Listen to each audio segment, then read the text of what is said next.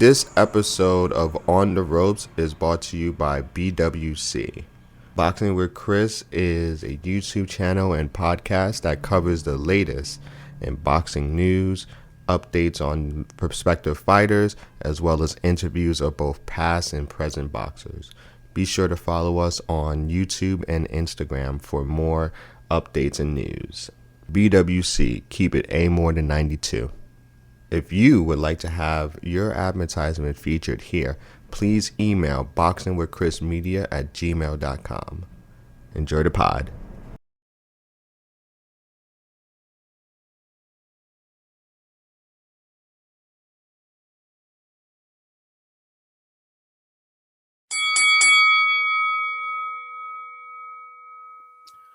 So obviously, a lot of reports to say that it's been on paper. There's just not a venue.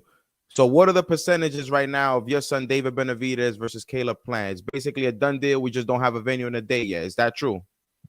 Yes, we're gonna fight late March, and we're aiming for that. We're in camp. We've been training. We're super excited for that fight. Caleb Plant's a good fighter, a very dangerous fighter. You've seen what he did with what's his name, Anthony Durrell. So that's a pointer for him. He thinks he's gonna do the same with David.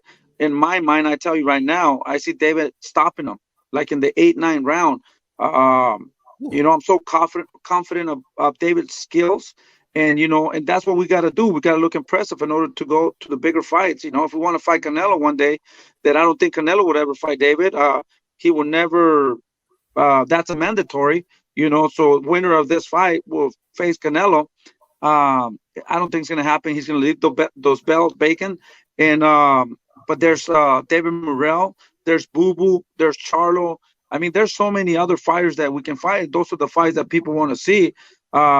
In my mind, we're not underestimating Caleb Plant, but I know what David could do. We're training super hard.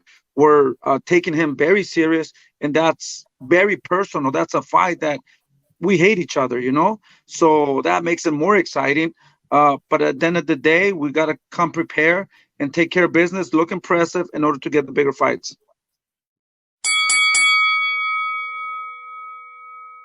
Forward, because I'm pretty sure he has a different opponent in front of him. Are you guys ever looking to avenge that loss anytime in the near future? For sure. That's we have to get the rematch.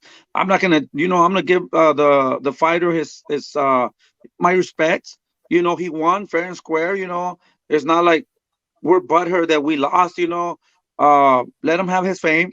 I would definitely love a rematch. Maybe after we fight. Actually, the fight that we have next is harder than that fighter. There's some talks, about fighting Chris Colbert, something like that. Yeah. Prime time. That was going to be my next question. So is it true? Because I got the scoop from a couple people. We already accepted the fight. So we accepted the fight. We're just waiting on that side, to see what's going on, and it's a tough fight, bro. Colbert's a good fighter, a very dangerous fighter, of a guy that has a lot of experience, and I'm his fan. To be honest with you, I was watching him. I never thought we would fight him. Speed, power. I think they're in the same boat. Both of these guys need this win in order to bounce back. And it's an interesting fight. Like I said, I think this fight is harder than the one that Rayo lost. But I could tell you right now, Rayo, on the fight that he lost, he wasn't focused. And, things happen for a reason. I hope he learned from this, and he is. I think he's super focused. He's training hard. And I think this is a harder fight, actually, than the one he lost. That's good. So you guys are basically just waiting on Mr. Prime. So was this the fight that you wanted, or was this the fight that was just given to you right away?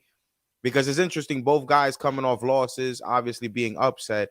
So, like you said, there's a lot on the line. Was this fight offered to you, or was this fight a fight that you guys weren't looking for? No. We already knew we were going to fight. We already had the opponent. It was another guy it's very tough. It's a good fighter. I forgot his name. He only had one loss. He was like 20-1 or somewhere around there. But we knew that, now, I mean, every fight is a risk, But I know Rayo has that, and he wasn't focused, and I mean, to be honest with you, if I was offered a fight for a world title against Tank or Rolly or um, what's the name? This kid Ryan Garcia. You know, I'm pretty confident that he could do very well. I'm pretty confident that he could beat this guys, in my opinion. And people are gonna laugh and say, "What the fuck? You crazy?" He just got beat by another guy. Yeah, but he was not focused. And he paid for it. But at the And it end of was the on short day, we don't notice run from also. nobody. We don't run from nobody, man. That's what we do. Why not take those big challenges? The focus is not there. All right, that's good. So, obviously, so now that I know that this is, I'm obviously not new you, but you still have, like all humans, we have a lot of learning to do. Um, usually trainers don't like other people stepping in. Obviously, your voice is not a stale voice between your fighters. So, are you always considering and always thinking, hey, it's always good to bring a guy in to get that second opinion, always for improvement? I'll tell you right now, man, I have four assistants, four coaches. Um, and I think two, three heads think better than one. We're very organized, and we have a plan. Strength condition for David this camp. We brought Memo Heredia, and we also have Chris Denina. I mean, to me, man, at the end of the day, I want them to uh, make history, and whatever I can do to get them up there, I'll do. There's no egos here. It's not about me, it's about them making history. And if I have to step to the side, I will definitely do that. Thank God I'm still with them. I still have control of everything. But if there was somebody tougher and better than me, that could take control, I will be happy to step on the side and still be there. So obviously, the last time we saw Rayo in the ring, obviously, it was not the outcome you guys wanted. Um, as a trainer, after the fight, are you jumping on what you can do right away, or do you guys wait till like Monday and let everything die down? Because after a loss, everything is really based off emotion. Is it right away we jumping into the drawing board, or do you guys wait till like a Monday and sit everybody down as a unit? Well, actually, as soon as he fought the Monday after that, he started training. It took me like about a couple of months, like a month, in order to see where he's at, how's his mind's doing, and you know, um, first of all, I'm here because I love what I do. I'm not here for the money or the fame or the glory, man.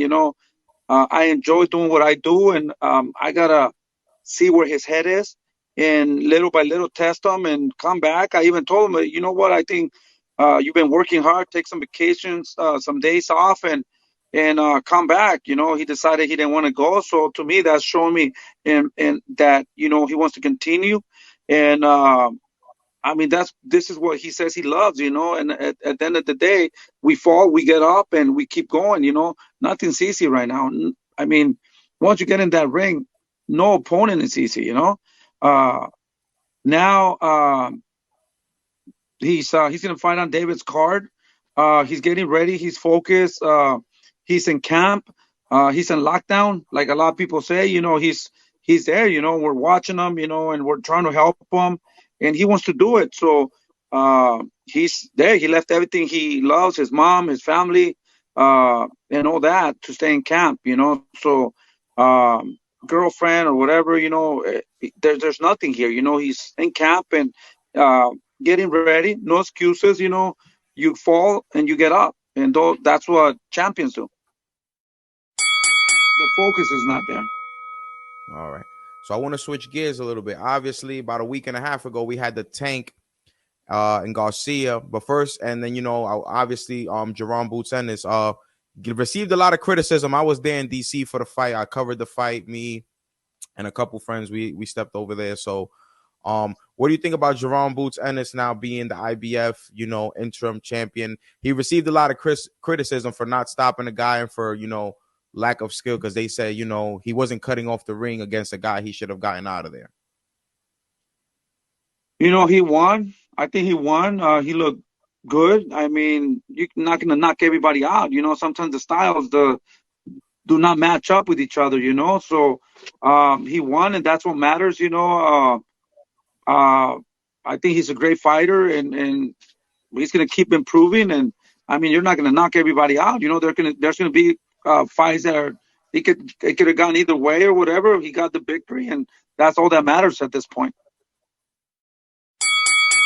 Hector was receiving a lot of backlash, obviously, for saying that he couldn't see and that he was dizzy after catching a left hook to the head by Tank. What are your thoughts on that? And what are your thoughts on currently Tank being basically at his apex of his career right now, where he's looking like he really doesn't have any flaws in his game? I think Tank is a monster. He's an animal. He's a champion for a reason. Uh, I like Tank. Uh, he's a very smart fighter. If you look back, when he fought Leo Santa Cruz, he was getting hit, dun, dun, dun, and then he just came out with that uppercut and, you know, uh, got a very impressive win. When he fought, what's his name, Broly, I think he was getting hit too a little bit, and then he just set up that punch and game over. I think that what he does. He's a very patient fighter, very intelligent fighter, and he makes adjustments with all these styles. Uh, I don't see nobody beating him right now. I don't know if I'm pretty sure you heard the news, but it was interesting how Errol Spence is fighting Keith Thurman at 154, but they kind of gave him an ultimatum, basically. So he'll be fighting Keith Thurman at 154 pounds, and whenever he fights him, he got 60 days to make the Spence Crawford fight, obviously the fight that everybody wants to see, or to fight the winner of Stanionis and Virgil Ortiz. The fight being at 154, what do you think that he can make that weight now? Do you think so? Because why not just fight both of these guys at 147? Why do you think stepping up at 154, then if the Crawford fight comes to fruition, to come back down to 147 pounds? To be honest with you, that's something I respect them and their team. They could do whatever they want. If they think they could go down, um, they should. I want to see that fight no matter what. So I don't know. If he thinks that he can fight at that weight or come down or go up or whatever, um, they know. To be honest, I don't even know what they do in their camp or what, but it would be interesting. To be honest, and it's a fight that everybody wants to see, an exciting fight, and all we want to do, we don't care what weight or whatever, we just want to see those fights. So. Uh, it's interesting. I like all the fighters that you just mentioned. I like them. They're fighters and they're still in the game. So it will be interesting fighting whoever. Um, Keith Thurman or Tess Crawford, whatever. I mean, that's a good fight. Good fights that the people want to see. I saw you in an interview where you were saying that Jose's walking around your son Junior is walking around under 145 pounds, which is interesting.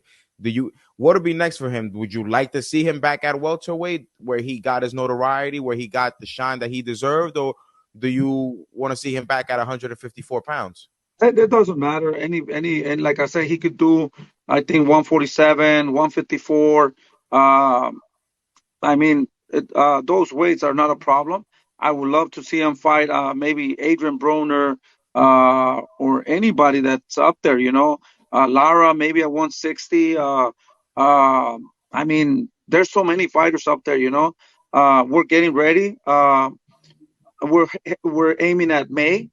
So he's here. He's here at the gym training, staying focused, and whatever opportunity comes, and we'll take. At the end of the day, he has to prove himself again, and he has to convince people that he's back. And he's young. He's 30 years old. So maybe that break that he took and he wasn't very active, maybe it helped him. To heal his leg and mature, and maybe he's hungry, more hungry than ever. Yeah, I know. There's obviously no love between between both camps, and I'm very into both fighters. So I'm gonna ask you a little basic, if a spicy question. I honestly think Canelo's just waiting out your son, to be completely honest, because the way I look at it is he's too small for 175. I don't see him going to 160 pounds. So I feel like he's probably just gonna wait out your son a little bit, which at the end of the day benefits your son. The older he Of gets, course. the wiser he gets, the stronger he gets, the more experience he gets in the ring.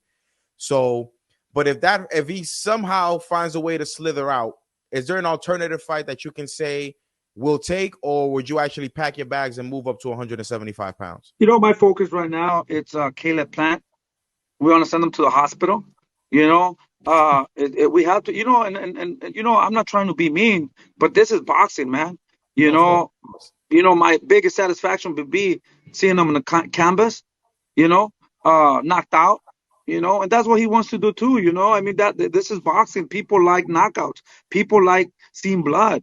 We're gonna give the people what they want. We're gonna go in there. You know how David fights. He's a warrior. We're gonna leave our hearts inside the ring. I promise all the people that we are gonna come to war. We're going to pressure this guy.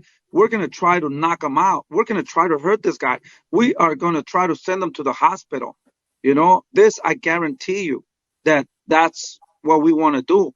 I think he wants to do the same thing, and this is boxing. This is what boxing is all about, is destroying your opponents. People enjoy that, so I'm not going to sit here and say, oh, we don't want to hurt him, or we do want to hurt him, and you know what, to be honest, it would be very satisfactory to me that he doesn't go down in 2-3 rounds. We want to give him a beating. We want him to quit. We want to break him down, hurt him, and maybe even retire him. This is what we want to do. I'm not looking for the knockout. We're not looking for the knockout. We want to punish him. We want to, he's been talking a lot of shit. This is personal. And we want to give the fans an exciting night of boxing.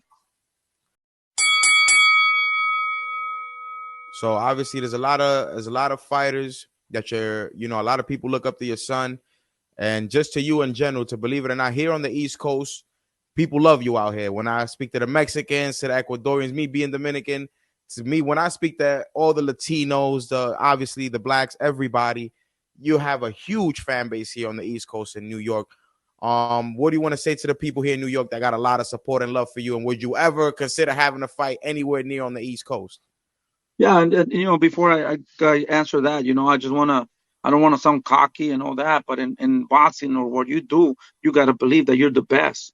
Sure. In order to be the best, people are going to be laughing about what I say. I truly believe on what I say. It's going to take a lot of hard work, and for all those fans and everybody that's showing support and love, that's what I feed off of, that's who they make. That's why I wake up early. That's why in my mind, I'm super motivated. I'm super hungry because I don't want to let nobody down.